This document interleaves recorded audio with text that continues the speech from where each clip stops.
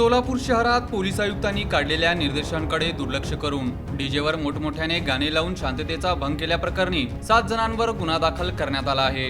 यात न्यू बुधवारपेठ येथील आम्रपाली बहुउद्देशीय सामाजिक संस्था आम्रपाली चौक्या मंडळाच्या अध्यक्षासह कपिल सुरवसे, आकाश नागनाथ वामने, साजन गायकवाड, आदित्य सोनकांबळे, बाबू घागरे, अविनाश गायकवाड सर्व राहणार सोलापूर, प्रेम संजय पवार राहणार श्रद्धा कॉलनी पिंपरी चिंचवड पुणे यांच्यावर फौजदार चावडी पोलीस ठाण्यात गुन्हा दाखल करण्यात आला आहे।